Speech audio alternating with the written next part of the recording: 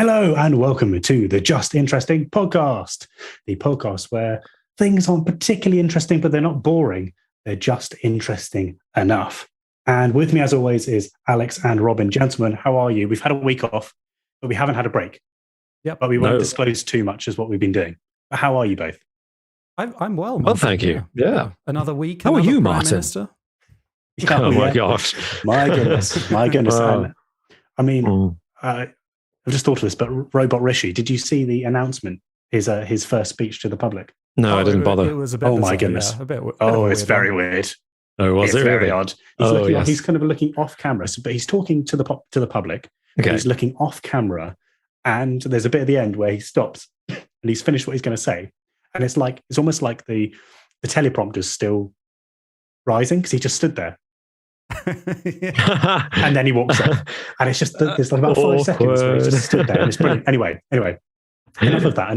Let's get on to what we're talking about this week. And as the title will suggest, if you're watching this on YouTube live as one of our live viewers, we will be talking about the Clearwater Monster, which is one that I don't think any of us had really come across much until a few weeks ago. It's nice. So actually. we thought we'd jump into it. It's nice talking about like a monster mystery. Firstly, this close to Halloween, one of the best times of the year, but also, one that we haven't really discussed before. So I'm looking forward to getting into this one. Yeah, this is new to me when you suggested it, and like I say, appropriate to the Halloween spooky season.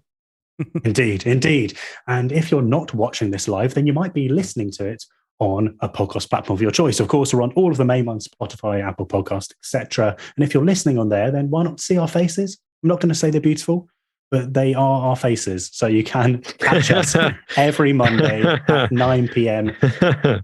British time, which you can calculate in your own time zone.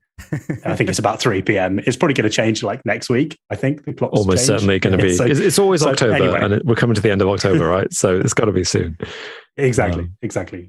So before we jump into the main topic, I just wanted to say a huge thank you to our Patreon supporters. You can check out our Patreon at patreon.com/justinteresting, where we do various other bits and pieces, including a little more interesting, where we discuss other things that we couldn't quite fit into the main podcast. And we'll also have some special bits and pieces coming up soon from the mystery adventures that we've been going on recently. I know. But more of that to come. And if you're a Patreon supporter, you'll find out more about that sooner than other people. Quite frankly, that's just a perk. And so before we jump into the Clearwater Monster, let's discuss what we've learned this week. Alex, Martin, you can go first. Before we jump into what we've learned this week, I need my brain to be teased. Do we have a riddle of some sort? Fine. If you really want a riddle, I can give you a riddle. Okay. If you've got one. You want a riddle? You want a riddle? I'll give you a riddle. If you want a riddle, I can give you a riddle. Yeah. Okay. Let's do this one. What falls but does not break, and what breaks but does not fall? What? What falls but does not break, and what breaks but does not fall? Wind? Feel free to answer in the comments section if you're watching along. Yeah, watch us live. That one's got me. I haven't. That's actually quite nicely poetic as well. Something whatever the term for like the reverse, the thing that reverses itself. You flipped it, Martin, and it's tricky. He's done something now, hasn't he? Yeah, he's flipped it. He's flipped it back on himself. Nice. Yeah. Have a think, and we'll come back to it. Make sure you'll let us know the answer at the end of the episode, because sometimes we do. I might let you know. Yeah, if you're listening to this later, you might need to just check the comment section after the episode, but we'll try and remember. Okay, so Alex, hello. Where were we? What have you learned this week? So this week we had there was a little ladybug on my desk, and it suddenly jogged my memory, and I was thinking, is it actually true? You know, the spots on a ladybug's back. Does it determine its age? Did you both hear of this?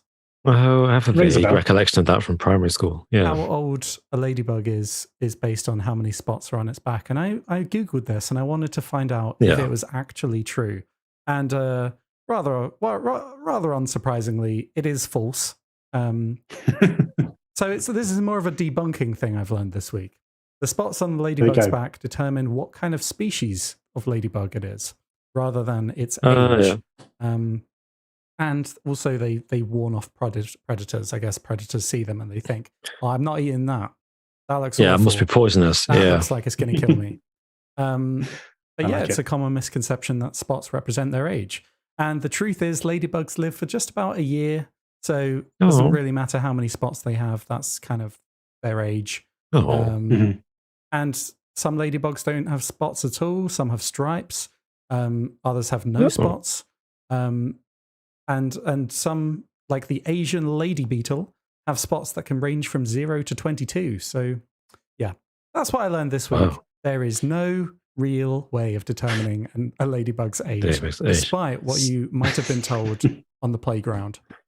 So don't count. It's got a walking stick. Don't count them. Absolutely pointless. Move on with your life. Is it one of those things that's like I don't know if this is even true for humans, but like, over time humans develop like freckles and moles, right? Because just naturally you have exposure to sun.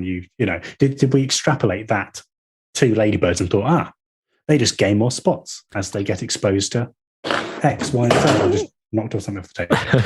Maybe, but it also sounds like just the kind of thing that anyone who doesn't know anything makes up on the spot. You've got children, Martin. I hope we can reveal that on the podcast. Whoops. Go for it. Yeah, surely you've had moments where they've asked you a question and you're like, I've got to give them something just to shut them up.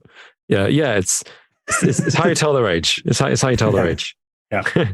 You're right. Yes, correct. Yeah. I want to call out Swifto in the chat, who says you have to cut them in half and count the rings to know for sure. And, I want to say, Swifto, get out. No. No, but that was quite amusing. That's obviously referencing tree's age, which I do believe is accurate, isn't it? The counting the rings of a tree trunk if you cut it in half. Yeah, although there is a kink to that as well, isn't there? It's like it's not quite as simple as as in some trees. I'm sure. Yeah, it's like there's something more to it. Like different species grow rings at different rates, which I remember. I think it was a documentary I saw many years ago where they said this, because you get some big trees and they cut it down. Look, this big tree is only got 30 rings, but we know that it was planted in 1700. What's about that then? And they say, well, then clearly they grow rings at different rates. And then my brain immediately went into kind of like, so all these centuries, people have been cutting down trees and they've just been wrong. They just don't know. Yeah. Yes. They just don't know. Imagine if you see like an amazing old majestic tree that looks like it's been there for thousands of years, and your instinct is, well, I want to know specifically its age, so I'm gonna chop that bad boy down. Yeah. I think the English Heritage Society might have something to say. But yeah, or maybe that's what I learned this week. What have you both learned this week? Yeah, what have you learned, Martin? What have I learned? I've learned actually about the origins of the unicorn. Unicorns are popular these days amongst kids. Yeah, but Martin, and the Scottish population. Well, hold on. They're not real, Martin. They're not real. Oh, I know they're not real. I know this, but you tell the kids they're real, a bit like Father Christmas, right? But yeah, no, there's a big resurgence. I'd say in the last 10 years with kids just loving unicorns. Like it's a big thing. They're plastered over every lunchbox. I didn't know much about them. I was like, where's the unicorn come from? Yeah. So of course it's a mythological animal, representing a horse with a horn on its head. It's the least imaginative mythological animal, isn't it? It's just a horse with a horn. Yes, exactly. And it appeared in early Mesopotamian artworks and was referred to in the myths of ancient India and China. And so when we look at it in literature, the historian Theseus basically related that the Indian wild ass was the size of a horse with a white body, a purple head, and blue eyes, and had a horn on its forehead with a pointed tip. He's quite descriptive about it, actually. It's black in the middle and white at the base. So this is a very, very, very, very precise description of what a unicorn is. And he was basically describing roughly what at the time an Indian rhinoceros looked like. Oh. So that is potentially where a unicorn originally came from, was from the Indian rhinoceros. Right. So he looked at a rhino and thought it looked like a horse. He was like, that's a horse. Well, I think he must have been a little bit confused. It is a little bit confusing as to why he's looked at it and gave this really quite vivid description. But that's what he thought it was. Fair enough. No, but you've seen pictures from those old medieval bestiaries, produced in, for example, England in the 14th century, and they're artists who've never been outside their town, drawing a picture based on the description, which is a translation of a book from Middle Europe, which is a traveler from Egypt telling them what a lion looks like. And the drawing that you get through Chinese Whispers is just like, why does it have 2 heads and 8 legs? What's going on here? So I can imagine how, the Chinese Whispers effect can change what a rhinoceros actually looks like. So if that's where it came from, how did it end up being the national animal of Scotland? You tell us. You're now a Scottish native, Alex. I need to look that up, really. Yeah. Well, it was just a heraldic symbol adopted. Most heraldic symbols, I think, are just plucked out of thin air, aren't they? Somebody needs to make some kind of symbol for their family, so they just pick a symbol, and then the Stuarts, I want to say, I can't remember, one of the royal. So we have a dragon on the. The Tudor crest has a dragon because the Tudors from Wales, so they had the Welsh dragon. But then after them, we got the unicorn, I think, to replace the dragon because of the union with Scotland. One of the Scottish royal families had the unicorn on their family crest. And I can't remember why they had a unicorn. They would have been a massive fan of the current paper chase line. They're just mad on unicorns at the moment. Slap them on everything. My niece, shout out to her. She loves unicorns, loves them, or at least she did. Yeah, it's unicorns and Frozen. Big thing for kids. Love the imaginary stuff. They do. They love fantasy.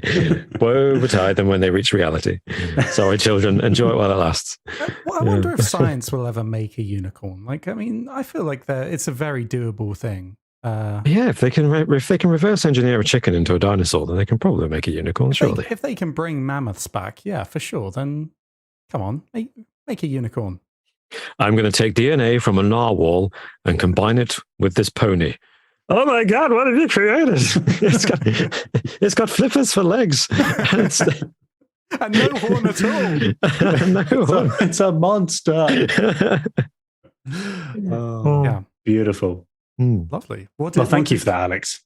No, thank you, Martin. I never knew where they came from. I thought that was really fascinating. Yeah. I'd heard there might have been some connection with a rhino mistaking it, but I didn't know specifically where it came from and the history, the original writings of describing a unicorn is really interesting. Yes. Yeah. Exactly. Robin, yes. On to you, sir. I feel like I should have gone first because my fact is nowhere near as interesting as the 2 that you've just come up with. 2 animal facts this week. Yeah. Mine's not an animal fact, sadly, but it's related to fruit, still kind of connected to the natural world. And I was watching... Oh, okay. Well, I'll just go home then. Well, I already am home. Bye, fellas. Just go to bed. We'll take it from here. No, I was watching the film Steve Jobs at the weekend. Excellent film, by the way, with Michael Fassbender as the titular tyrant. And I had a thought, why is it called the Apple Macintosh? And later, the iMac. Why is it called that? And it turns out it's called the Apple Macintosh because Jeff Raskin, I think was his name, who invented the Macintosh computer, his favorite variety of apple was the Macintosh. I didn't even know that was a variety of apple. It doesn't grow in the UK. I thought it was an item of clothing, like a type of coat, isn't it? A type of coat. I wondered if they were just fans of the coat. Yeah, but no, apparently it's because he was being clever. I was like, our company is called Apple, and my favorite apple is the Macintosh. Let's call it the Macintosh. So, yeah. It's a bit weird to call it Apple Macintosh. It's like, it's kind of called Apple. What else would we call it? Apple Golden Delicious or Apple Granny Smith. It just sounds weird, doesn't it? It's funny how it rolls off the tongue now, but at the time I wonder if people have the same reaction. Yeah, that's true. What do you think you could get away with? Gala? Apple Gala? Apple Gala, yeah. Well, that's good. Apple Jazz. Apple Jazz. Yeah, that's a good one. Like a car, though. Honda Jazz. The Honda Apple Jazz. Apple Brayburn doesn't really work, does it? Apple Brayburn. Oh, I could see that, actually. I think that's all right. Apple Granny Smith. Pink Lady. I think Granny Smith would be the best. The new Apple Granny Smith. This is targeted at the elderly retired audience. Yeah. 64 gig of RAM. Apple Granny Smith. Nice. But apparently, and this is possibly the interesting part of the fact, they didn't actually own the license to the name Macintosh at the time, because an audio equipment manufacturer already had the name Macintosh. So they had to buy the license to use the name Macintosh from this audio company, and then buy the trademark later in 1986, which is 2 years after the computer came out.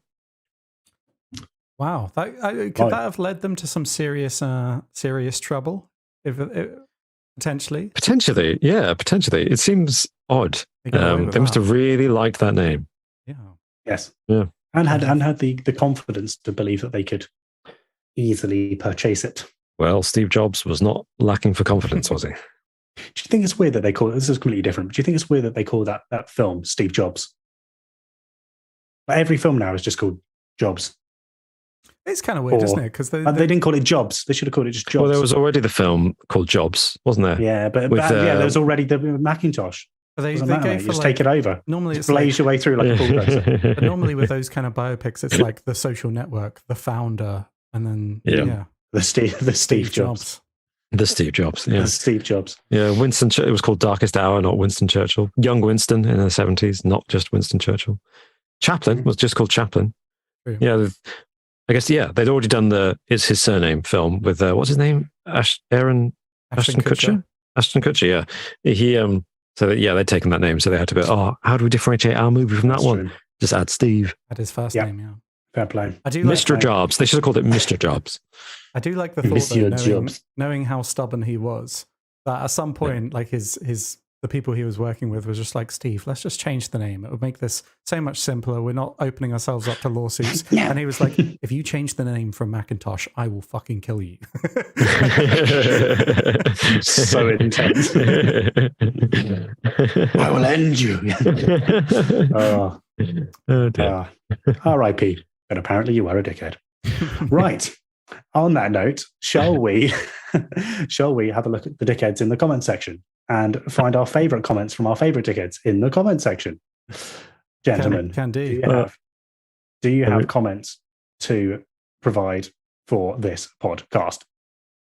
I do indeed. I went a bit Rishi Sunak for a second there. I do indeed. So I wanted to talk about Robin's amazing documentary that he made and released onto the channel a couple of weeks ago now. Thank you.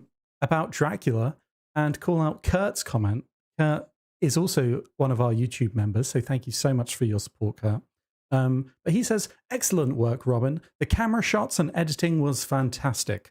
Was also good to hear that iconic, however, of yours too. And I fully agree. It was good to see that back in action. Couldn't agree more. And just a general encouragement to anyone who hasn't gone over and checked that video out to go and watch it, because it's really good. Thank you. Thank you very much. I enjoyed making it, and hopefully it will not be the last type of video that we make and upload to this channel. Hint, hint. Haha. I bloody hope not. Fantastic. After last week. Speaking of which, actually, my comment is from a YouTube short that Martin uploaded very early in the morning, because he was a real trooper and got up super early, as did Alex, to be fair. I didn't, by the way. No.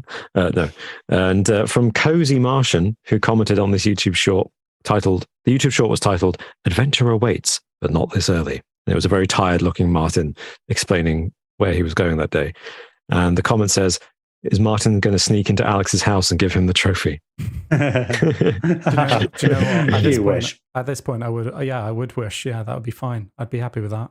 Deliver it however you want. It doesn't belong to you. The King of Gondor is here. It is me. I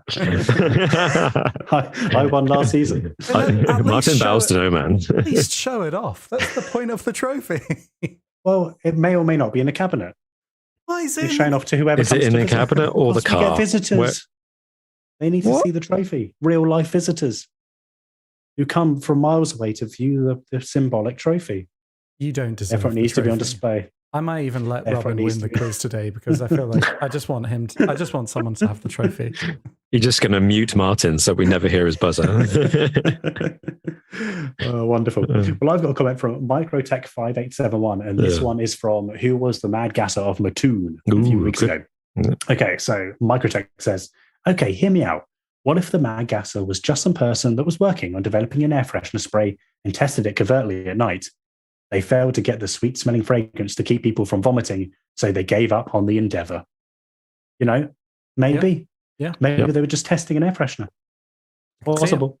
It is possible. I mean, to be honest, nothing should be discounted when we don't have enough evidence. And sometimes thinking outside the box is the way to go. So good theory. Good theory. Very good. Very good. Just going over to the comments on YouTube, the live comments. Yeah, our live comments. Skunk Nipples, which is just an incredible name. Wow. So congratulations. They want to know, how is England feeling right now with all the stuff going on? And I think between the three of us and our diverse backgrounds, we can probably surmise the entirety of how our country is feeling. How are you both feeling? I'm guessing it's about a bit of Liz Truss and Rishi Sunak. We touched on it right at the beginning, but it is a bit of a weird week. It is, yeah. Were you expecting Liz Truss to resign when she did?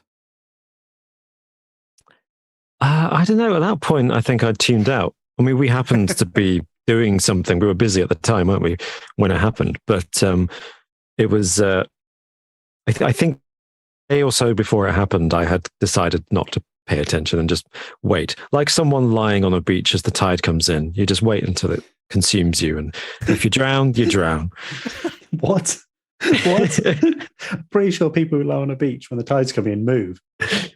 Well, Martin, this is what I'm saying. If only there was something I could do to get myself out of this situation, Robin says as the tide slowly envelops it. I just cannot be bothered. But yeah, I mean, I get what you're saying, though. I feel like we've all just kind of become a bit numb to it recently. Like it was shocking, but also kind of not. Like it almost seemed inevitable, but I don't know. Yeah. Oh, yeah. Like it was not. I think it happened slightly sooner than I expected. Yeah. Yeah. Maybe by a day or maybe a week too soon. But what I'm enjoying is seeing people from across the pond reacting to the news, and then they're just people saying like, "Is the UK okay at the moment?" Like, yeah. Well, no, it's not. Like, what's going on over there? Like, we've got our own stuff to deal with, but what are they doing? Yeah. Well, it's funny because a few years ago, this is what Australia was like, wasn't it? And in as much as the UK did pay attention to Australian politics, they got through like one prime minister every year, it felt like, for several years in a row. And I remember at one point, because my brother-in-law was Australian, I was taking an interest and I looked at it and said to my sister, I was just like, politics on Australia is a bit mad, isn't it? And now it's like, oh my gosh, spoke too soon. They look positively stable compared to us. I think it was quite surprising how many people came out and backed Boris Johnson for reappearing onto the scene. And I guess quite surprising that he didn't end up running. Well, that seems like he didn't get enough support. But those people, I mean, he's made you look a right tit, to quote the Jay from The Inbetweeners. He properly has, hasn't he? They've come out publicly in support, backed it up on all social media and said he's the right person for the job. And then he's just gone, I think I'm all right. Also, I mean, it sounds like he came very, like, within, even if he didn't get the numbers, he came, like, scarily close to getting back in, possibly. It depends, because he claimed he had 100, but we only ever had, was it 60 people publicly confirmed that they were supporting him? Yeah. So even it was 90 that was publicly confirmed. But was it 90 in the end? I could be wrong about that. I'm happy to be too wrong. I wasn't really insane. It should have been 0. It should have been the same party that kicked him out 3 months ago. My theory is with Boris Johnson coming back and cutting his Caribbean holiday short, bless him. Sacrifices he makes to come back and join the competition. I think that indicates he was taking it seriously, but in the sense that I think his ego wouldn't let him not try. You know, he had to try. He wanted the possibility of coming back as the all-conquering hero, like, did you miss me? You know, kind of thing. But also, it's just a power. We know that he met with both the other frontrunners, Rishi Sunak, who is now our Prime Minister, and Penny Mordaunt, who's the other challenger. And over the weekend, he met with them both. And I'm sure it was just a kind of like, look at me, I'm a threat to your chances of becoming Prime Minister. Offer me a deal, you know, kind of thing. I bet that's what it was. It was just, if he becomes prime minister, he becomes prime minister, so it's a win for him. And if he doesn't, then he gets offered a juicy cabinet position where he doesn't have to do anything and gets the salary. I bet that was his entire plan. Maybe, yeah. Yes. Yeah, it seems likely. Yeah. Anyway, I've dragged us into a discussion on politics. That's all right. Sorry, Yeah. I just couldn't resist. Before we move on, though, I would like to just a couple of live chat people have commented. Ethan Walker says, in terms of British politics, it's a constant barrage of ineptitude and misery. I love it. Which is true, yeah. We also have, Ethan Walker then goes on to say something a bit darker. I wish we had a prime minister like that Aussie one that walked out into the ocean and was never seen again. Harold Holt. Wow. I mean, no. No. As relevant as it is to what we were just discussing in my very strange metaphor that I used a moment ago, we don't want to wish that on anybody. Unless, of course, Harold Holt was actually rescued by a Russian submarine and defected or whatever the theory is. But I know there's a couple of people in the chat who definitely British dwellers. Up conspiracies on the fly. Just can't do it on the fly. I was making it up. I saw Sam Richards was in the chat. So what does he think? What does he think of the political situation over here? Whilst he responds, I shall retire. I shall retire to this jam with you, and I'll see you next week. Goodbye. Yes, let's just change slightly from the political to the mysterious, and let's have a look at the main topic of the week.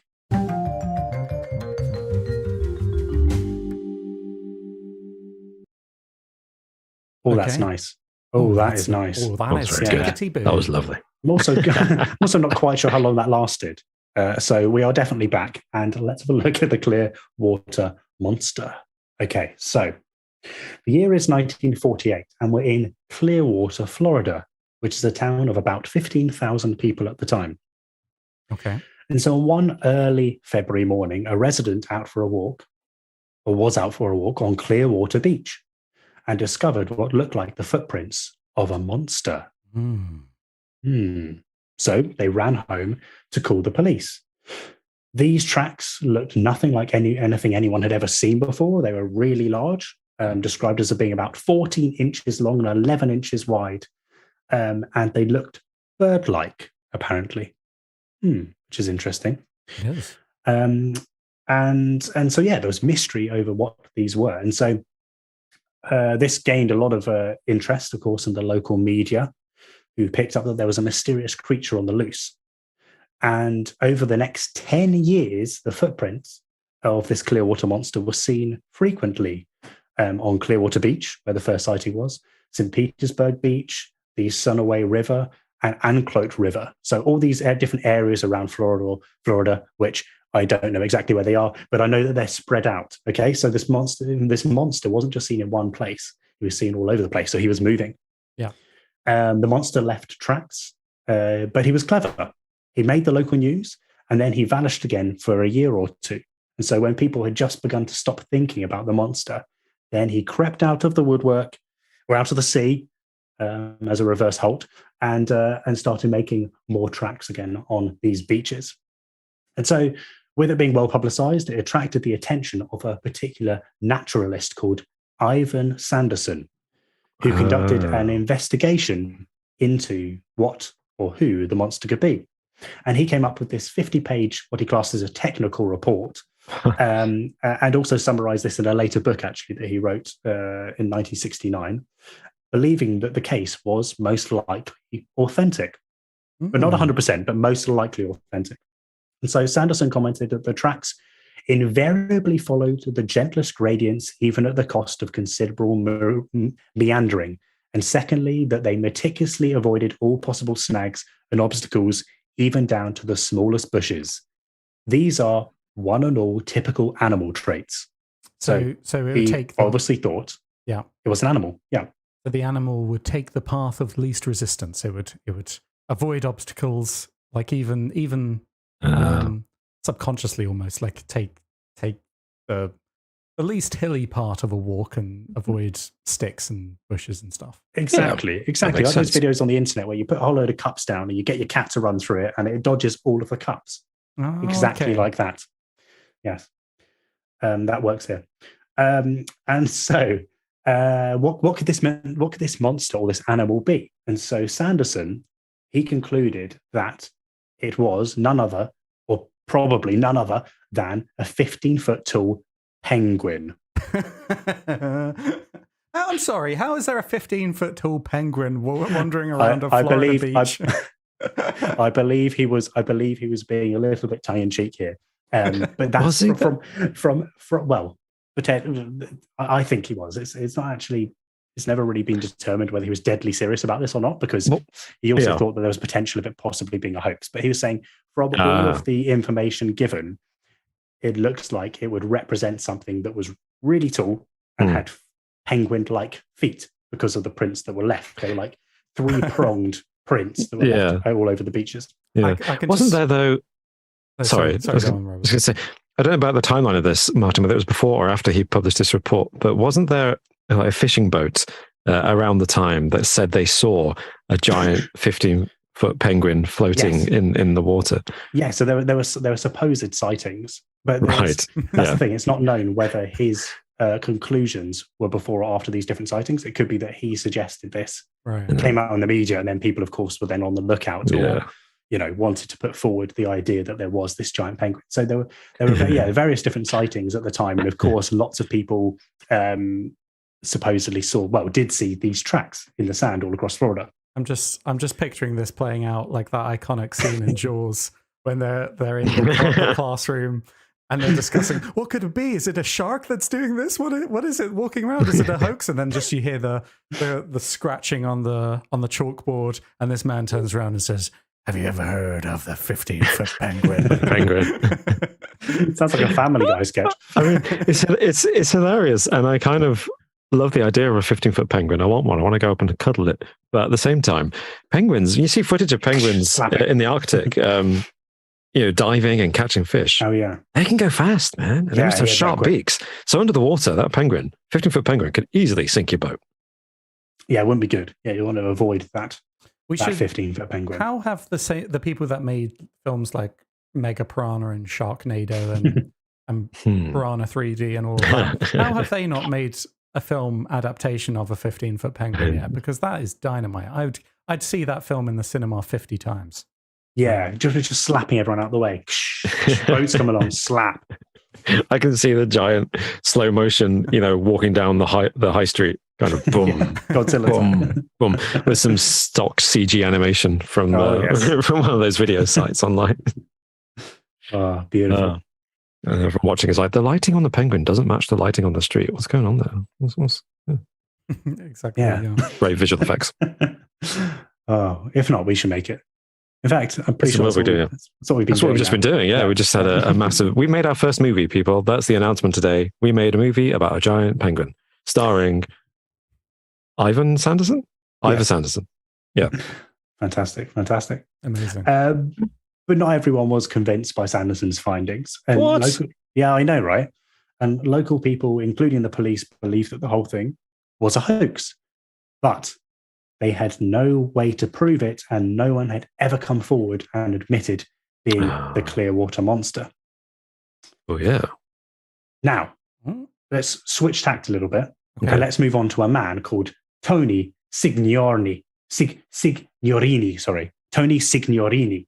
Okay. And this man moved to Florida after being in the Air Force and joined the auto electric company in the 1940s. And this is where he met the company owner and, wait for it, local prankster Al Williams. Okay. And prankster. Al was seen by, I know, right? I know, hint, hint. Al was seen by people in the auto electric company, which he owned, as a pretty serious guy, as you would be owning this company. But he did have a mischievous side. And one time, he apparently put a horse in a jail cell in Clearwater to prank the local police. Another time, he and Tony hung a weather balloon outside the fire station and put this electric device in it, which then made it explode and it sounded like a bomb. Oh my gosh. Oh my God. Yeah, so like it's just after World War II. Nice one. This is the original. This is the original "Just a Prank" guy. It's just a prank, bro. Just a prank. Man, yeah. Just to clarify, Martin, he put an electronic device in a weather balloon to make it explode and sound like a bomb. He made a bomb. That's what he just said. We're splitting hairs here, but yeah. It's just a device that makes it explode. You made a bomb. Like, no, just made it explode. Crazy. So he has a bit of a reputation as being a prankster. The two of them were. And so a little while later, in the 1940s, Al saw an article in Nat Geo, National Geographic, and saw these big old dinosaur feet in the mud. And so he had an idea for a new prank. And so the Clearwater Monster was born. And so what they did, or what Al did primarily, was made a plaster mold of these dinosaur tracks and attached them to his feet. But they were too light. Being made of plaster, they were too light, didn't weigh enough. So the imprints that they were making didn't sink into the sand, so nothing was left behind, which of course isn't great. So what they did is they went to a local blacksmith and they poured a whole load of lead into these big molds. And then when it's set, each of the tracks on each foot weighed 30 pounds. And what they did is they bolted these. Yeah, I know, right? What they did is they bolted these onto some high-top gym shoes, which sounds like a great idea for breaking your ankles, and then spent 10 years making tracks across Florida and the mystery of the Clear. Yeah, I know, 10 years they spent doing this across Clearwater. Tell you what, they did not skip leg day, though, did they? That must have been... Oh, no. They must have been absolutely shredded down there by the time this was all done. Did you say 30 pounds each foot? Yes. Oh my gosh. 30 pounds. Unbelievably heavy. That is really heavy. Committed to the cause, committed to the prank. Yeah. But I guess if you're getting the recognition, why not? Like you want to live this out, right? Yeah. Yeah. So and every day he wakes up and his wife goes, Are your legs all right? I swear they're twice the size they were a couple of years ago. So sadly, Al died in 1968. But he did leave these dinosaur tracks and the secret to Tony, who only revealed it in 1988 in a local article. So that's when the Clearwater Monster was officially originally revealed to the public. But my question is, firstly, was it worth it? And secondly, should he have actually revealed it to the public, or should he have kept it private? Those are my couple of questions. Well, put yourself in this position. What would you do? Because I love the idea of a mystery lasting like forever. I don't like it. I think that's something. I don't know. It's less exciting that we know the truth. I think. It would be more of an exciting discussion if we genuinely did not know what had happened here right now. I don't think I would want to tell people. I'd do it for like 15 years and then just stop. And then everyone would always wonder. They think it was a hoax, but they would always wonder. Yeah. I mean, Jack the Ripper had the same kind of MO, didn't he? Except he realized if he told everyone, it'd be a bit of a self-own. So in this case, just kill him and then run away. Leave the mystery. Yeah. What would be nice if he handed it for everyone. Everyone to live by. What would be nice is if he handed it down to a younger generation. Oh, yes. That'd be cool. Yeah. That would be. Oh, I can see. But they wouldn't last beyond the second generation, would it? You get to the grandchild, and it's just like, what I'm about to tell you, my dad told me 20 years ago before he died. Is that the man in this picture with the tree trunk legs? I guess the other thing is now, those guys who supposedly saw something in a boat, which they could have thought was a penguin. It could have been from a distance. Nowadays, they're just zoomed in on a smartphone and be like, oh, it's a bloke wearing giant leaden. Yeah, that's true. What looks like flippers. Yeah. Or like, so it might be more difficult.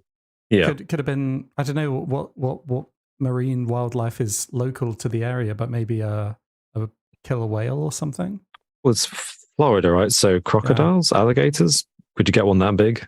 I don't know. Yeah.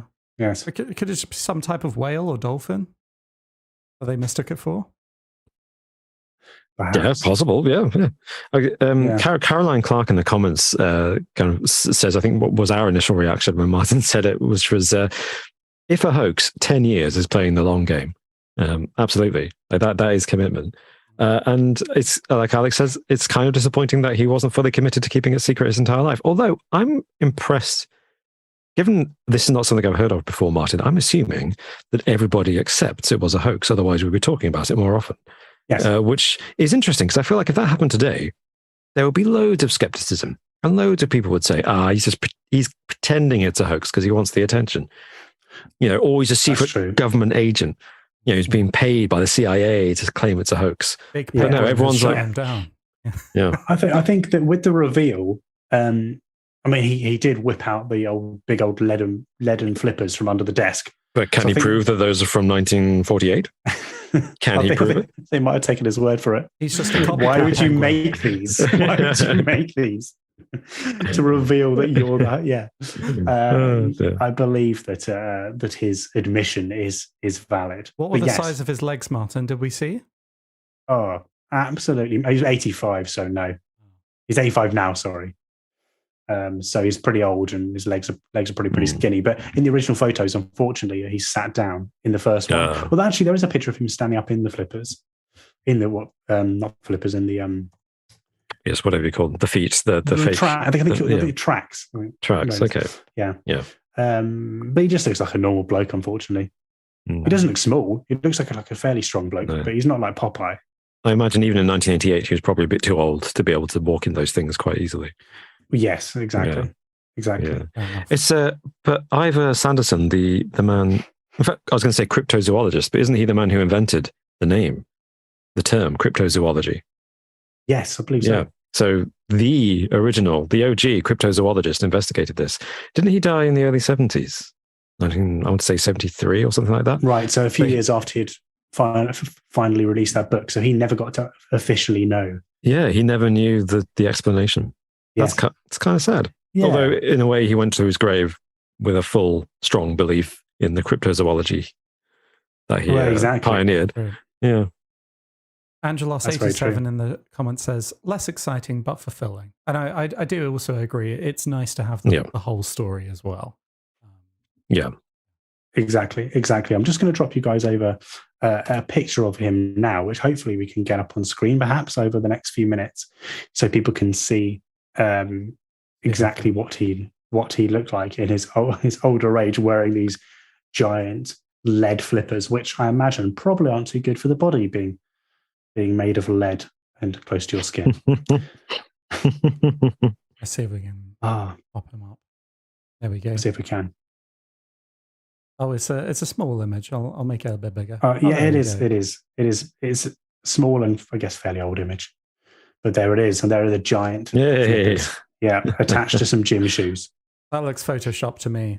That's he's definitely That's not true. That's not real. That is clever though. I'll give him that. That's clever, because they have to make that. They made a mold and then they poured hot lead into it. It was lead, isn't it? Right? Martin? Yes, hot lead. Yeah, hot lead into that. Presumably overnight, when no one was looking. That's clever. I mean, the blacksmith will have known. They went to a blacksmith to do it. That's true. Yeah. So he's in on the secret. Well, do we know what happened to the blacksmith, Martin? The blacksmith died mysteriously. Yeah, washed out to sea. With penguin bite marks in his flesh. What's going on here? Well, I think at this point, maybe the blacksmith was just happy for work. There wasn't a lot of to do for in his line of work up till now. He was like, "Listen, mate, I don't care what you're using these for. Just as long as you're paying me, I would. Yeah. Do you need a spare pair? Because I've got the next 6 months free." Yeah. I'm guessing all the local residents in Clearwater, near Tampa Bay in Florida, this all seems par for the course. It's like, of course. The original Florida man. Yeah. Yeah. A mad guy walking around with lead feet. Yeah. When he came out in 1988 and exposed it, everyone was like, yeah, Tony, we knew Tony. we know you hang around with Al, who's a nut, blows stuff up and put a horse in a jail cell. Of course you did this. Yeah. No, but commitment to the cause, fair play. I think there should be more pranks like this, good-natured pranks that aren't taking advantage of people or claiming it's a social experiment when actually it's something a bit nefarious. So well done to you, Tony. All credit to you. Well done, Al and Tony. Yeah, you're right, actually. It's nice. They didn't try to monetize it in any way. They didn't make media appearances and try to pretend to be the original witnesses who saw it marching along the beach and attacking a friend or something. They just kept quiet and saw how far they could take it. Exactly. Think about the quiet enjoyment they would have had doing this, and then a researcher comes and investigates and concludes that it's a 15-foot penguin. Think about how funny that must have been to them in their heads. Yeah. Oh yeah, that'd be brilliant, wouldn't it? We've just been walking up and down this beach, and now a researcher has come and written a 50-page document on it and concluded that it's a massive penguin. They must have been loving life. Their houses, I imagine they've kept all the newspaper cuttings and records. Oh, yeah, must have. You've got to. It must be so good. It must be so fun. I mean, it must be interesting, though, when that happens, when it gets to that level and you've got so apparent experts coming in to study it, because then you're like, so that's what a 15-foot penguin's footprints would look like. I never knew. That's very true. That's a good point, actually. That's a really good point. Didn't know that's what I was making. Super. So let us know what you think of the Clearwater Monster in the comment section, and let us know which other mysterious creatures, or maybe not so mysterious in this case, but if there are any other cryptids or anything else in the older I guess cryptid line of work, then do let us know. We'll perhaps cryptozoology, that's the word, and perhaps we'll feature those in upcoming weeks too. Fantastic. Before we move on, Martin, we should also so we say, because it's Halloween this week, this Sunday, we were gonna Monday. Hopefully it's Monday? Sunday. I think it's Sunday. Monday. Oh no, it's Monday. Monday. Next Monday. Yeah, it's next Monday. Yeah. But I think we may be doing one on a podcast a day earlier on Sunday. Yeah, so for Halloween, we were planning to do a normal live stream podcast at the usual time, 9 p.m. in Britain, but we're going to do it on Sunday, the 30th instead, because we don't want to interfere with everyone's Halloween parties. But we want to have a Halloween party of our own, so we'll be doing a Halloween special. And just like last year, we would love it if you would send in your ghost stories, your supernatural experiences of any kind. Please send them in either in the comment section on the YouTube video, or you can reach us at jinterestingyt on Twitter. Yep. And if you'd like to remain anonymous, then that's also fine. If you're a bit embarrassed about your story, we'll do a direct message if you'd rather keep it private. Yep. Or via email. If you'd like, which is justinterestingyt@gmail.com. That is very incorrect. Isn't it contactjustinteresting@gmail.com. It's on. If you're unsure, go to our YouTube channel or perhaps to our Twitter page and our emails. That couldn't have been more wrong.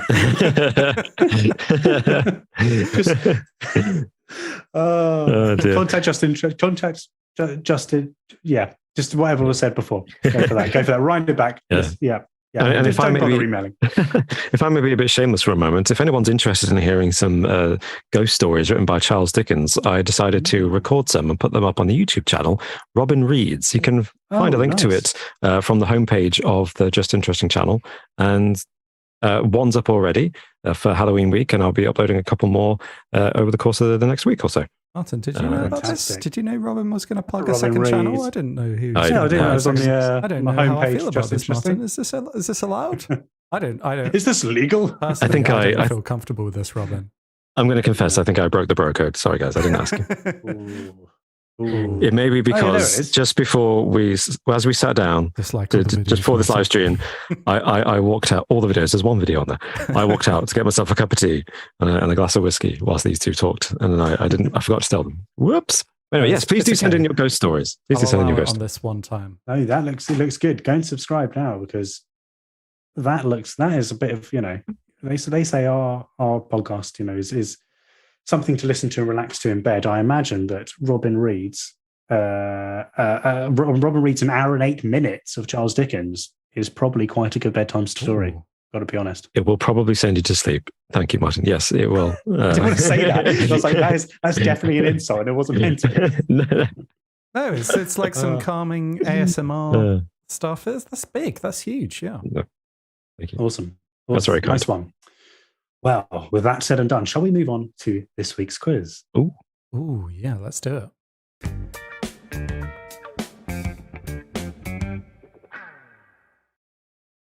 Wonderful, wonderful. Okay, gentlemen, as always, I've got 10 questions for you and for everyone at home as well. If you are playing at home, do keep track of your scores. I'll try to do my best to, add them up as I go, but obviously some mistakes will be made. So do keep track of your own scores too. And I guess here we go. What's the totals for us? It is you're on 2 wins, Martin. Right. Robin is on 2 wins. And I am on 0 wins, which I'm not particularly proud of. I got to let you win then. Oh, here we go. The psychological games begin. Do you know what? Robin acts really nice in the quizzes, but he knows what he's doing. He knows 100%. What he's doing. I hate this because I can't. Whatever I say, I'll confirm what your accusation. I can't be nice, and I can't be not nice because it'll just love for you to not prove you correct. I want you to say, well, I'm glad you think I'm nice. Demolish you, you pathetic one.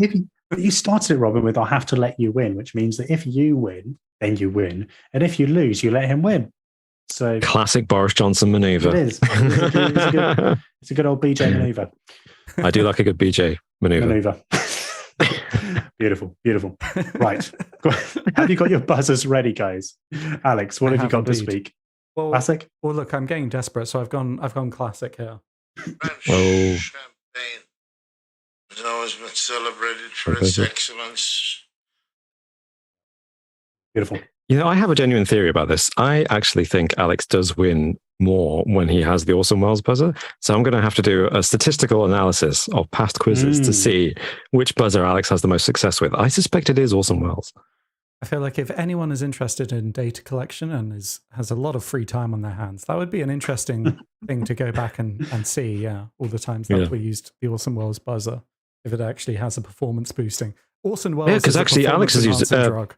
Because Martin, you've used it quite a few times as well. Actually, I wonder if you've had more success. Of times. I don't know. I think you get a bit of a cadence for it, don't you? Understand how? I don't know. I'm not sure what the most successful one would be.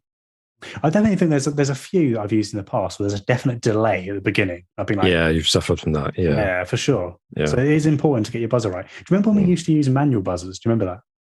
Yes, like actual buttons on the desk. Actual buttons, yeah. That was kind of fun. They were good until one of them broke, I think, and then they got awkward. They ended up hitting too hard. It couldn't have been many podcasts that we did with the actual buttons, right? Because I remember we moved on from that pretty swiftly, didn't we? In the early days, you had a few, I think, Yeah. Well, as it happens, in the comments, Microtech5871, who's only just joined us, I believe. Thank you for joining the quiz. We did mention one of your comments in the comment section part, Microtech. Yeah. So remind you back.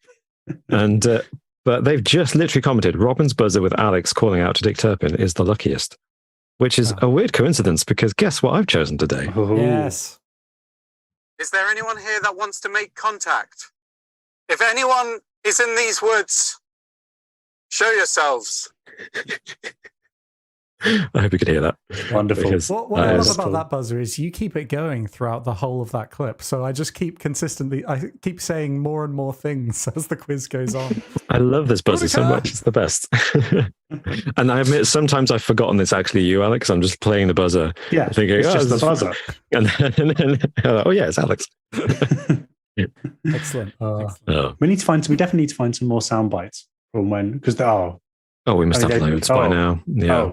There's going to be some outrageous ones from just keeping the mic on when we've been recording. Oh man! Anyway, maybe there'll be some more as well. Who knows? Yeah, well, perhaps. Okay, right. Question number 1.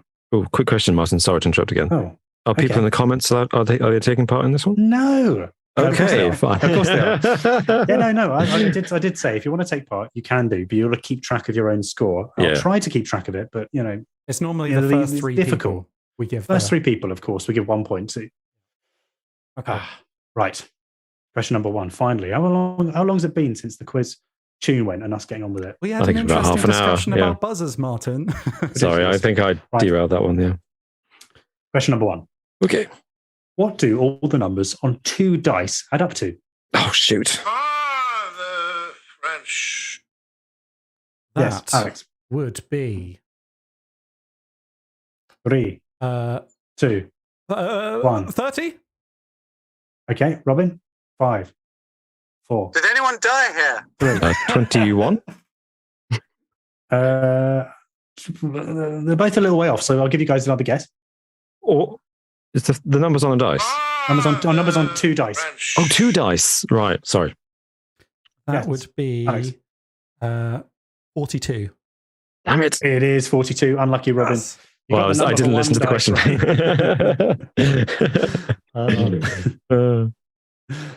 Well done. 1-0 to Alex. Thank you very much. Did anyone in the comments get that one right? Good question. 44, 12, 14, 44, 42. So Sam Wilson was the first with 42. Spot on. Sam Wilson. Then Kuz 90. And then Hey Now Paulie. Hey Now Paulie. So, well done to you guys. 1 point. Oh, Hey Now Paulie's had some brilliant dark jokes, by the way, as we've been podcasting. Just wanted to shout out to Hey Now Paulie. Sorry we didn't read them out. They were good ones. So thank you. That's going to be absolutely meaningless to anyone who listens to this later. You've got to give them one. Go on. What's some dark jokes that... Scroll back now. I'm going to have to scroll back now. Okay. Well, what's going on? And we'll keep doing the quiz. How about that? I was going to say that... Yeah. I was going to say there were some absolute panic guesses in the comments for sure. People were just like, I need to get in there quick. And just... Jonah Isaac said 12. So... I can see where they're coming from, though, because 6 is the highest number, so it's double that, right? I think they definitely 23 is an interesting guess. 23? An odd That's number. Hey now, Paulie commented in response, by the way, when you put the picture up of Tony with the feet on, Hey now, Paulie said, the Mafia have been making those shoes for years. Oh, that's good. That's good. Which I thought, that was a good one. That was good. Very fast. So, sorry about that. I saw someone else comment, actually, with that, saying... that is one mistimed tide time away from a tragic story. Like if you mistimed the tide there, that could have gone those BuzzFeed articles, the last picture of this person before they died. You know? Exactly, Do you want the good news or the bad news? The good news is we've discovered who the monster is. The bad news is he's dead. It's not a 15-foot penguin. No. Right, question number 2. Okay. Who is the oldest living James Bond actor? Is Dick Turpin here? French. Is Dick Turpin in the... I heard Dick's tiny bit before. Yeah, a little bit Dick.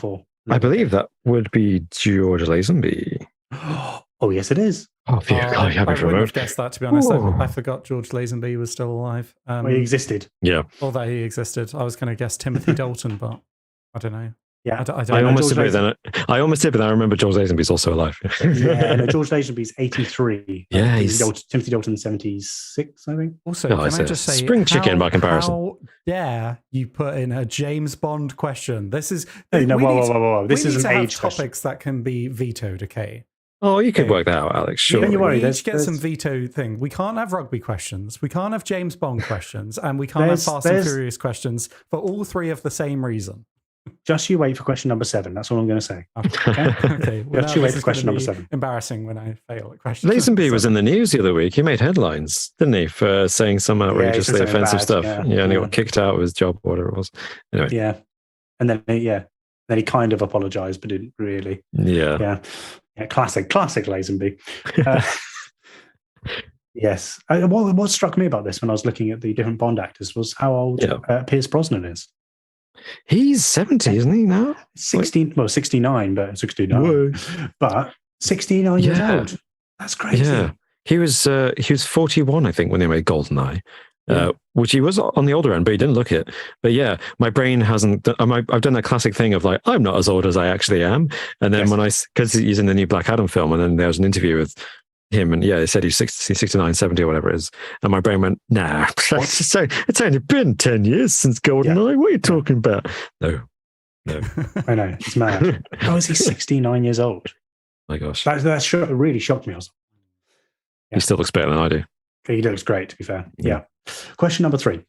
Oh, did anyone in the comments get that, Mark? Oh, no, of course they didn't. Oh. No. Roger Moore, no. Someone said the Australian one. Probably a little bit. Hey now, Paulie, George Lazenby. Well done, hey now, Paulie. There you go. Then Swifter said George Lazyberries. So, I mean, I'm going to give you a point for that. And then George Lazenby for Caroline Clark says George Lazenby too. So, well done for you. Nice. Very nice. Cool. Well done. Question number 3. Okay. What is the largest bird in the world? The French champagne. The French champagne. The ostrich? Good guess. It is the ostrich. Yeah. Males can go up to 9 feet tall and weigh 250 pounds. Really? Yeah. Wow, 9 feet. Yeah, I know, right? Not quite got 15 long, feet, long. though. That's some Ray Next, Harryhausen so- crap there. Yeah. I love the choice with that question, though, Martin, given the topic, because Yeah, that's it a could good have been the question. Clearwater Monster. Could have been. Yeah. Yeah. Could have been, 15 yeah. foot tall penguin. Yeah. Then. Yes. Oh, Indeed. dear. Okay. Well done, Alex. That's 2-1. And did Oh, anyone no. get it? Sam Wilson. Ostrich. Sam Wilson. I think it's Ethan The Walker. Falcon? Ostrich. Caroline Clark. Ostrich. I sound a bit like Keir Starmer here when everyone goes, go on. Caroline Clark. Ostrich. Ethan Walker. Ostrich. Yeah. That's a bit of a niche reference. Sorry, anyone who doesn't Follow British politics. politics. doesn't watch yeah. Parliament questions answer. every Wednesday. Yeah. Yes. Cool. Question number 4, 2-1 to Alex. Okay.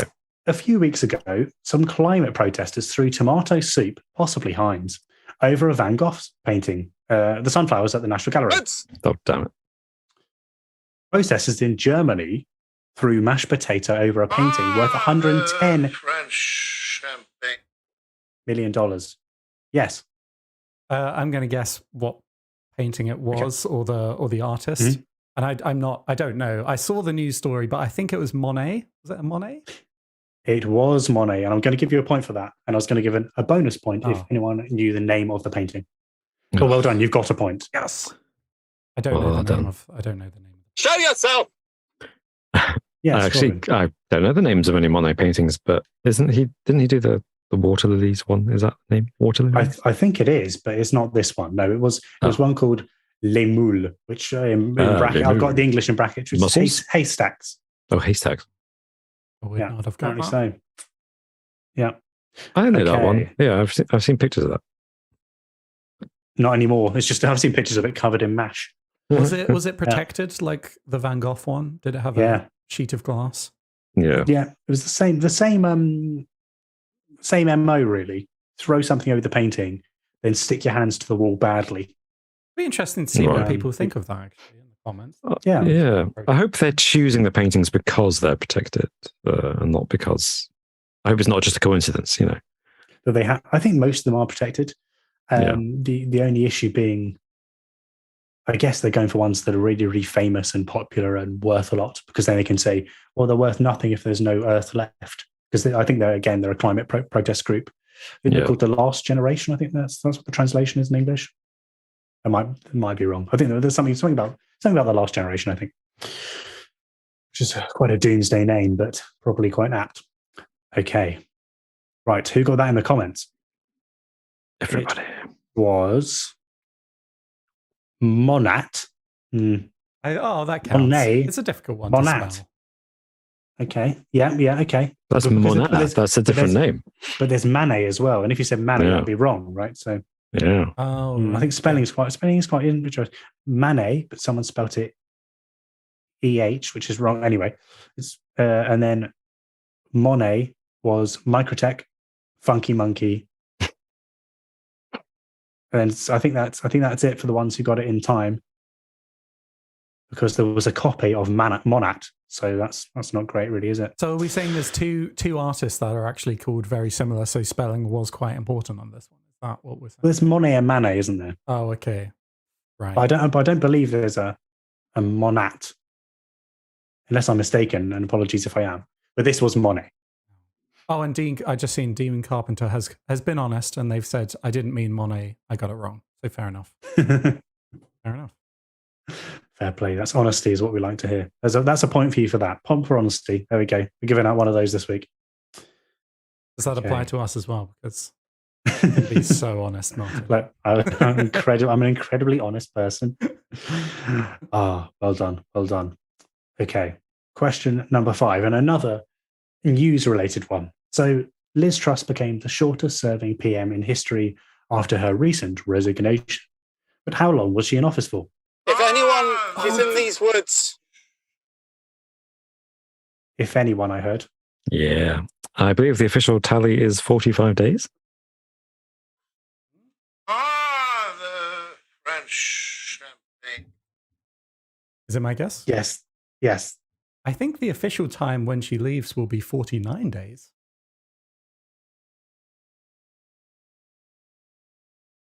Well, we can go for either.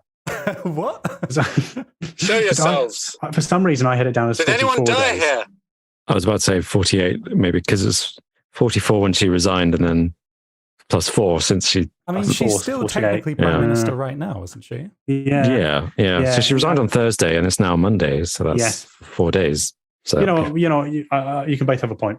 Because there are a lot, I think there are different ways to skin this cat. So it probably isn't the best question. Either way, Liz Truss just.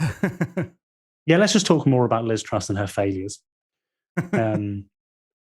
So what have people said in the comments? So people have said 40 was 45, and then 44, 44, 48, 44, 44, 45, 44, 44. Well, no one said 49, so I feel like if you got 44, 45, 48, or 49, you can have a point. I definitely. Well, I mean, is it from the period where she resigned, or is it from how long is she actually going to be in office for totally? Because I feel like from tomorrow, it's technically 49 days. Because I remember seeing that it was seven weeks exactly. Yeah, good question. Is it until her resignation or not? Well, Wikipedia says until in office from the 5th of September to the 24th of October, which is today. Oh, today. So that would be 48 days. Yeah. But that's going to get updated tomorrow because they put it for today as Rishi's one. Just take a point each. Let's move on to the next one. Okay, fair enough. Margaret Tech says Martin is giving away points like Oprah giving away cars. You can all have points. I like it. Of course, me and Oprah are very similar in our outlook. Yeah. We both read books. You look alike, actually, now I think about it. Thanks, man. Thanks. Can you just do the secret, Martin, and will whatever you want? If you think about it hard enough, you just get it. Is that how that works? That's it, yeah. Believe, achieve. What's the other one? It has to be 3 things, doesn't it, these things? Believe it, achieve it. That's it. Done. That's Oprah for you. Question number 6. Okay. In Breaking Bad. Both seen Breaking Bad? No. I have, yeah. What drug are the characters Walter White and Jesse Pinkman making? Is Dick Tap in here? Oh, Alex just got it, I think. I believe that is methamphetamine. It is methamphetamine. AKA crystal meth. Yes. I would have accepted crystal meth. Robin, would you have got that? Yeah, I would have said that. Okay, yeah. I knew that about it. I knew that and a bathtub. That's kind of what I know. Yeah. So I am the one who knocks. Oh, yeah. Yes. I don't know the context for that. I just know that that's a thing. So it is AV. You will, at this point in life, Breaking Bad's been out for several years. This is a conscious decision not to watch Breaking Bad. What's caused that? Just too many things to watch. Yeah, but Breaking Bad is surely at that's no. I should. I've seen the pilot. Yeah, I've seen the pilot, but I have a rule, which is I don't like starting to watch TV series whilst they're still on air because they can either not finish their story, they can get cancelled before it's done, which is unsatisfying, or they can go on forever, and you're 80 by the time it finishes. It's been finished for nearly a decade. I know. So that meant that I was behind when everyone was all raving about it already because I was waiting for it to be over, and then it was on HBO, and in this country at the time, HBO was not accessible to me, so then I just kind of never got around to it. It's never been on HBO. It was HBO? It was AMC, and then it moved AMC. to Netflix. Netflix pretty quick. One of those things. Yeah. I didn't have Netflix all the time, but also I'm only just watching The Wire now. That's my new thing. Like I'm only about 15 years too late for that. So come on, Alex. In fairness, give me a chance. I've seen The Wire, so I watched the first episode of The Wire, and it was heavy for me. Oh, it's good though. Oh, The Wire's not that heavy. Oh, The Wire's amazing. And then the pilot for Breaking Bad was amazing too. I'll give it that. Yeah. I do need to watch The Wire. Yeah, it's on the list. 100% recommend it. Nice. Greatest TV show ever. Where can you watch it now? I mean, this isn't a plug. I'm just interested. Well, I'm watching it on Now TV because that is an HBO show. So it'll be on HBO Max and whatever other.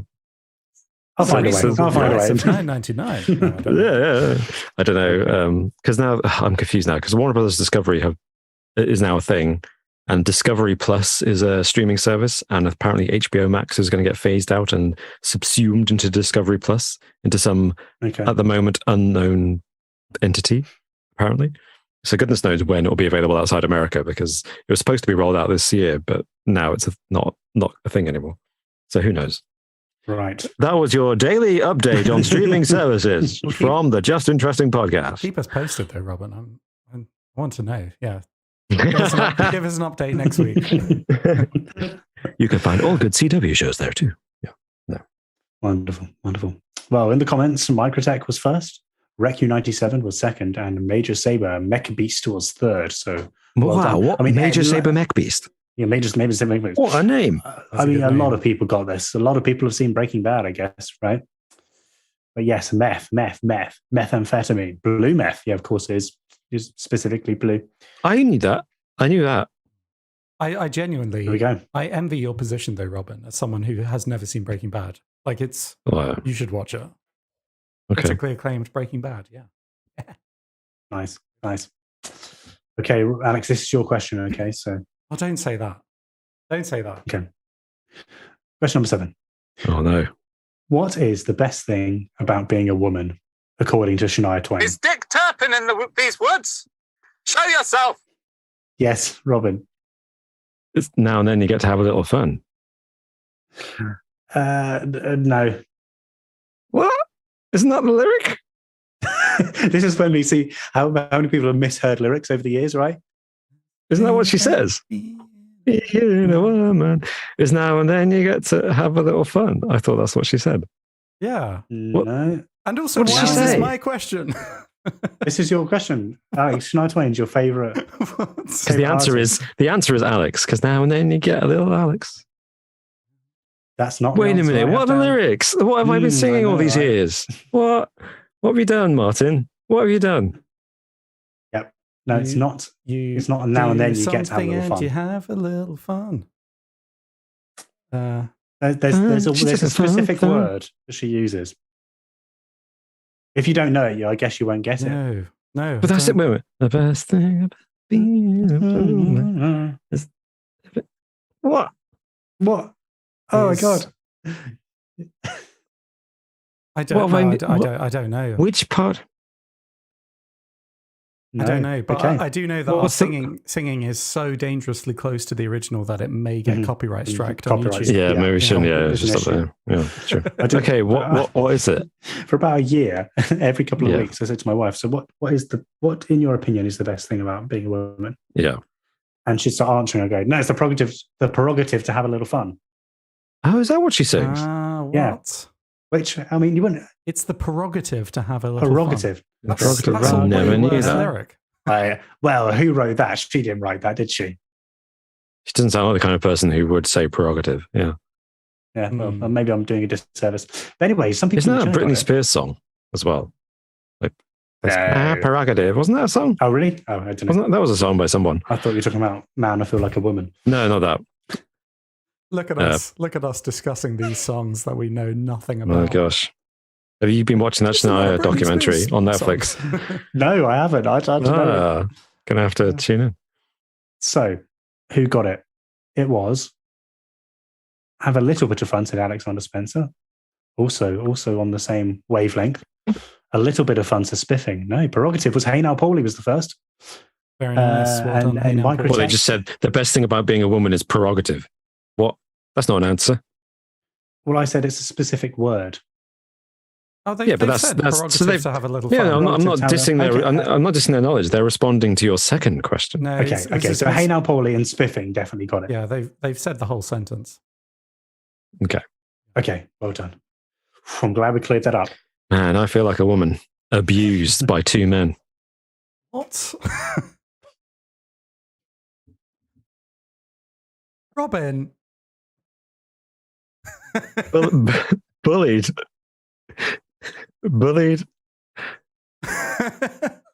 by two white British males.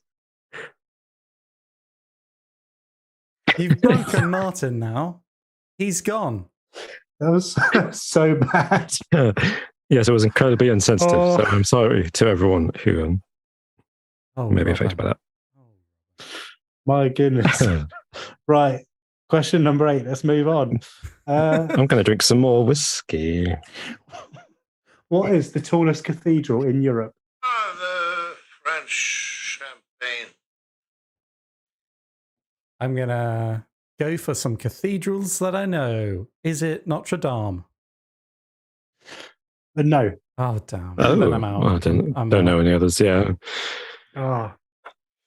Tallest cathedral in Europe. In Europe. Oh, you know, I mean, is it a trick one? Is it actually in the UK? I don't know. Maybe that's true. Not sure. Not sure. In which case, which one would it be? Because it used to be Lincoln Cathedral was once in medieval times the tallest cathedral in the world. Well, I mean, obviously, because there aren't many cathedrals outside Europe. But then it had a spire which got struck by lightning and burnt, and they never replaced it. And then it was beaten by. And it's also on a massive hill. So does that count into it? Is it like the? I think that may height have. Yeah, above depends. Sea level? Yeah, that may have been it.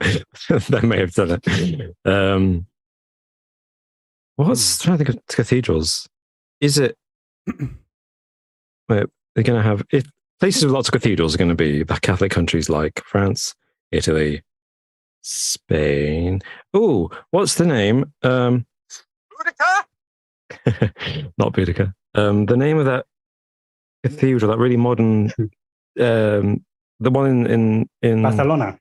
Yeah, it's the nuts.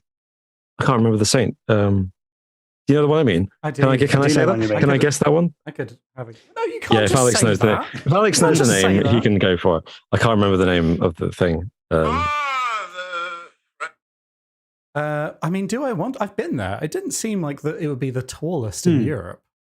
What's that? Is it St. Peter's Barcelona. Basilica? No, that's in Rome, isn't it? Not a cathedral. I thought that was. Oh, right. Okay. Oh. I thought that's what it was called, but yeah, it could have been a different saint something. Okay. Yeah, no, you're right. St. Peter's Basilica is in Rome. I've been there. That's what I've got it confused with that, probably. Yeah, maybe the one I'm thinking of is also a basilica in Spain. Maybe I'm confused. I know that one is a basilica, I think.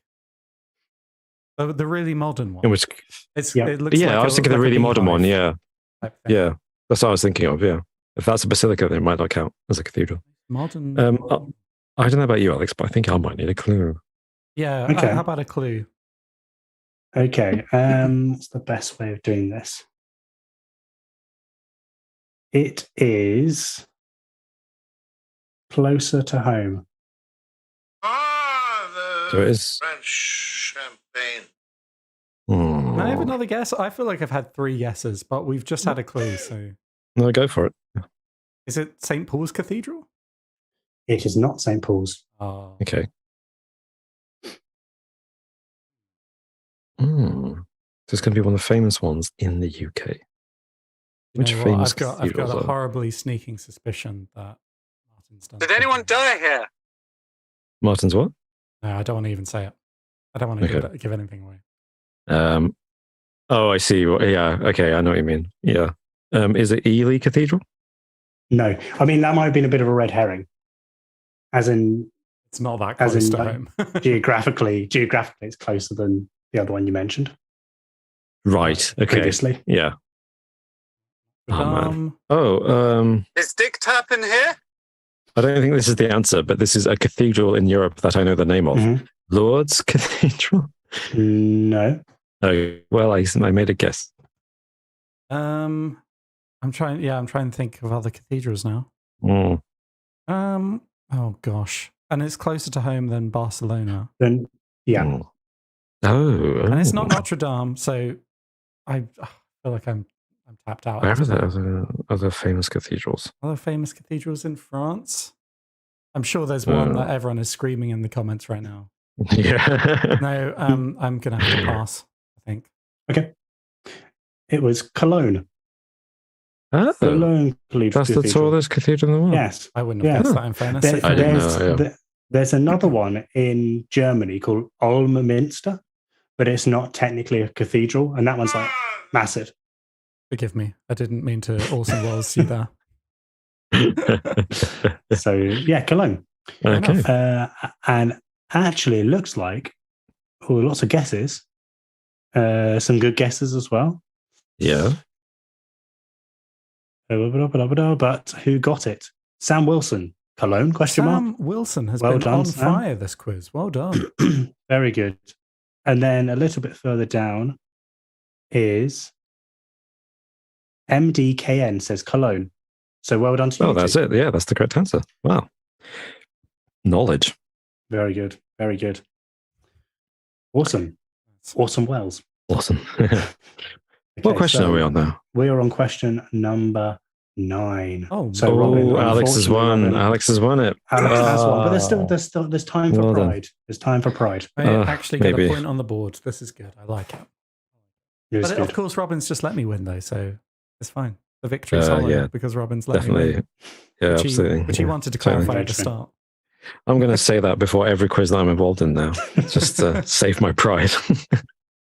It's a good idea. It's a fail-safe method of making sure that you can never lose. In fact, Yeah, because whatever outcome is, you win. you win or you It's let the- someone else win. The Batman Gambit, is that what they call it? I have no idea. Well, Is that what it's called? You can't just say the Batman Gambit. what does that What they mean? call it? well, you construct a plan in such a way that whatever happens, you win. Oh, I see. Oh, that's Okay. what Yeah. that meant. Oh, okay. Right, Yeah. right. Fair enough. Apart from when his parents got killed. Didn't win then, did he? Right. Question number 9. Which city has the most McDonald's restaurants? Oh, Is Dick Turpin in these woods? I'm going to Yes. say New York City. New York. It is not New York. Oh, That was a pretty safe guess. It's a good guess. yeah, it's not going Um, The French champagne. I really don't know. Hmm. London. No. It's right country. Think further south. In England? What, England?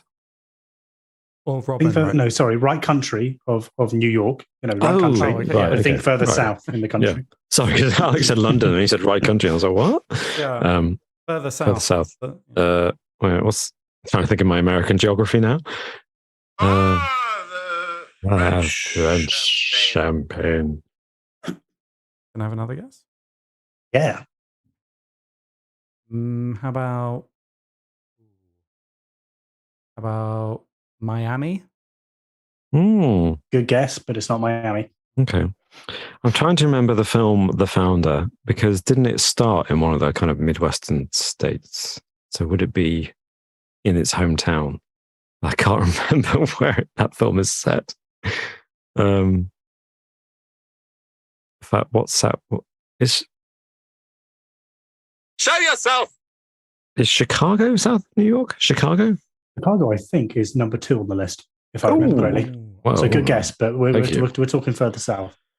Further south. Okay. When you say further south, is it like on the same geographical region, like as in a coastal thing, or is it just could be anywhere in the States, but it's south of New York City? You know what I mean? It's anywhere in the States, but a more southerly state. Right. Okay. And I could give a clue that might get us there quicker if you'd like. Yeah, let's go. I'm happy for that, but if you want, Robin. Yeah, absolutely. Like the whole supersize thing is quite prevalent in this state, and it's a city within that state. Oh, that you're assuming a much better knowledge, I Martin, do of not public remember health than supersize, actually. Okay, no, Yeah. okay. I'll give another clue. Everything tends to be bigger in this state. I just associate all of America with that. No offense to any Yeah. Americans, but to me, Really? that's just Is You there- don't is know there- that phrase? Everything's bigger in the name of the state, doing. and then you need to find a French city. Champagne. Is it Houston, Texas? It is. It's Oh. Houston, Texas. Ah, nice. Yeah, well Nice. done. Nice. Everything's Houston, bigger Texas in has the Texas. most McDonald's. I didn't know that. Yeah. That's a good slogan. That is a phrase. My Yeah. only thought there was Texas is a really big state, isn't it? So Yeah. But Texas is a big state. Big houses, big guns. Do they have big McDonald's? And a lot of them as well. Apparently they do. They do. They have tons mad. and tons and tons of McDonald's. Yeah. 130 to be exact. 130 McDonald's. Chicago is second with 111. Huh. San Antonio, also in Texas, third with 73. They must like McDonald's in Texas. Oh, yeah. Wow. I think they do. I wonder how many of those are like drive-through ones. Probably a lot. That's a good point. I forget that drive-thrus, I think. Yeah. I had a McDonald's McPlant burger the other day. Any good? No.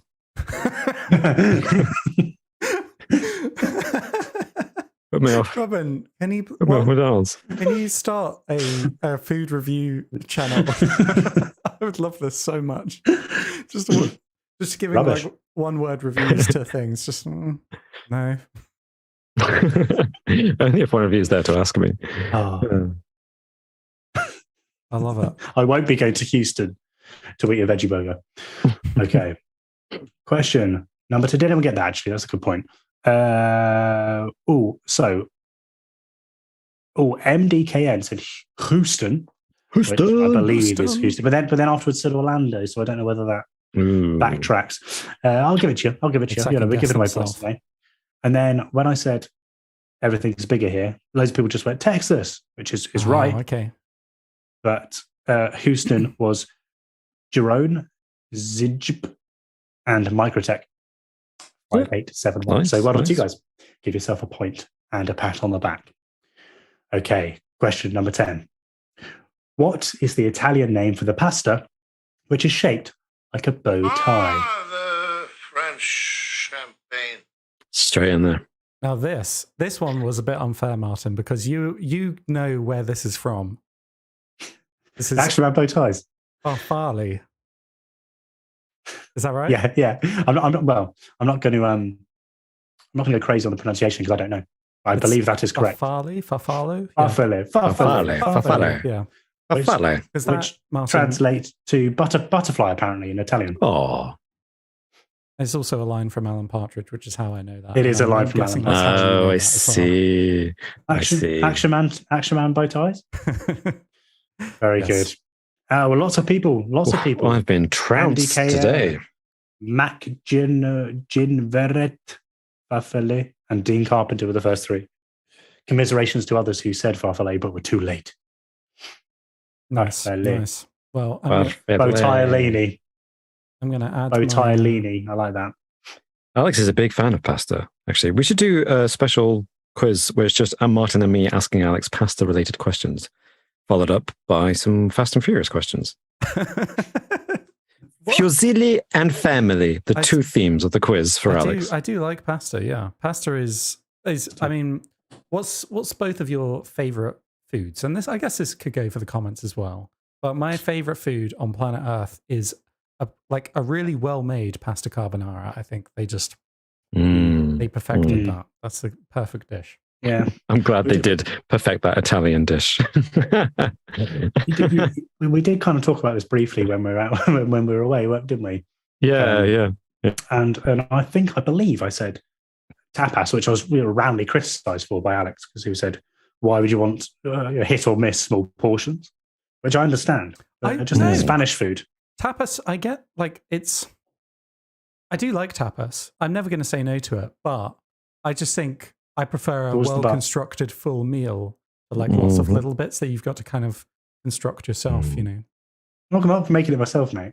Someone's doing it for me. No, but you've got to choose the layout of the... You can get tapas wrong if you order wrong, Oh, yeah, but you can get it very right and then order more of it. Yeah, that's true. I mean, that's true, but... Dean Carpenter has a good point. Tapas just means small plates. It does. But that's what I like. Small plates of different things, and I like the Spanish variety. Oh, you're a food slut, Martin. So you're a fan of... what about meze? Because that's the Greek version, right? Yeah, I like a bit of meze. I like all that stuff, yeah. Yeah, all that stuff. Dim sum? Yeah, go for it. Give me some dim sum. What else? What else you got? I've run out of small dish-based cuisine. I just want tapas now. I'm hungry. Oh. What about you, Robin? On the food side of things. I've been thinking whilst you were talking, because I knew you'd ask me this question, and I'm struggling to think. Mushrooms, though, my favourite thing in the world, mushrooms. Okay. Favorite food in the world. Obviously, my favorite thing in the world is my wife, but my favorite food in the world is mushrooms. So yeah, things with mushrooms. I guess if I had to pick right now, it would be something like a mushroom Wellington. Ooh, with the pastry and some chips, thick cut chips on the side, some gravy and some greens. Yeah. Ooh, they can be quite divisive, though, mushrooms, can't they? I wish I liked mushrooms. They can. Some people hate them. Alex, you're not a mushroom fan. I'm so sorry, yeah. I fully respect anyone who does. I've got nothing against you, I'm sorry, as a person, for your choice in liking mushrooms. That's fine. They're not for me. Or, you just reminded me of, went to Austria for my honeymoon years ago and discovered chanterelles. Best mushroom in the world. Nice. Fantastic. We went there in the right season.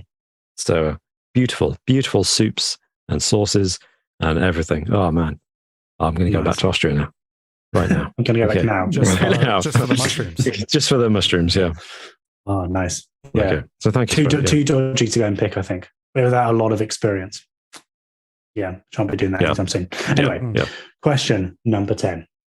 Oh, sorry, 11. 11. Oh, we're on the bonus question. Yeah. Alex has won. Alex has won round. Alex, I don't know what I'm saying. Alex has won the one and only round. Completely. That's the word I'm looking for. Quite decisively. Quite divisively. Oh my God, I just said divisively. In this divisive competition. Indeed, won decisively 7-2. Wow. He did. I know. That's quite a trounce. I needed a win on the board, to be honest, and I'm very sorry. I'm very sorry it was so much wrong. You've done it well. I think my back is red from the thrashing you just gave me, Alex. Indeed. Bonus question, gents. Right. Let's have a bonus one. Okay. How long is a marathon in meters? Oh, you didn't think it'd be that easy, did you? No, I'm not even sure what the answer is now. Because I was going to... Okay. Well, I buzzed, so I will answer something. In meters, 26,503. The French champagne. Okay, so I'm going to guess 42,000 meters. Right. Okay. Yeah. Okay. Because I've confused miles with kilometers. That's what's going on here. I don't know. I could have messed up as well. I think I think you're right. I think you're right. Yeah. Okay. Robin, do you have any advance on 42,000? No, Robin doesn't get to I said my guess. Yeah. What was your guess? I said 26,000, 26,500. Yeah. I thought you were umming and ahhing. Okay, good. It is 42,195 meters. I was close. Bloody smashed it. Yeah. 195 meters off. Very good. Very good. That was good. That's good. Do you know why? Do I know why what? Why that's the distance? Is it was it the distance between, it's like two Greek areas, Marathon and something else?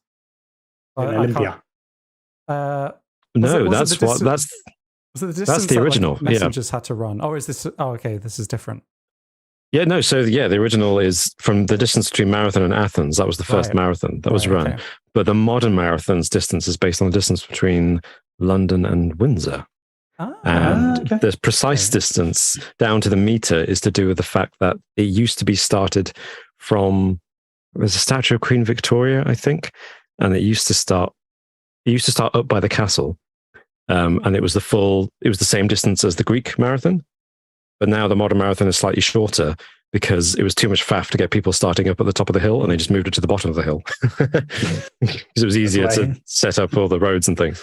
So that's why it's an odd distance, and it's not the same as the Greek marathon. I believe that's the story. That's a great fact. That is a good fact. That's brilliant. I should have saved it for next week. I don't. Yeah. Just say it again. It's fine. No one will remember. Yeah, no one will know. That'll be the last fact people listening to the podcast hear this week, and it'll be the first fact they hear next week. It's like we never stopped talking. We just kept going. Well, thanks, Martin. That was a great quiz. That was a great quiz. Thank you, Martin. And well done, Alex, for winning. I've got two things to say quickly. Oh. The first one is well done to, actually not well done to RecU97. I asked for it in meters, so 42 kilometers is incorrect. Whoa, that's a lot. No, that's right. It's the right answer, but I asked for it in meters. Yeah. Not kilometers.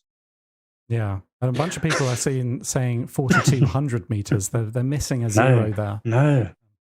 42,000-ish. No, Recu, you got it right. 42,000. 42 kilometers is correct. As did MDKN, as did Sam Wilson and various other people. So well done to you all. I think CS Drummerson should get a shout, shouldn't they? They got it to the meter. Oh, yeah, to the meter. That's very good.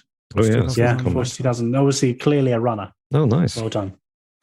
Well done. Very good. Monkey Monkey says, where do we post our scary stories again? So, yes, you can post them to us at on Twitter at Just Interesting J Interesting YT.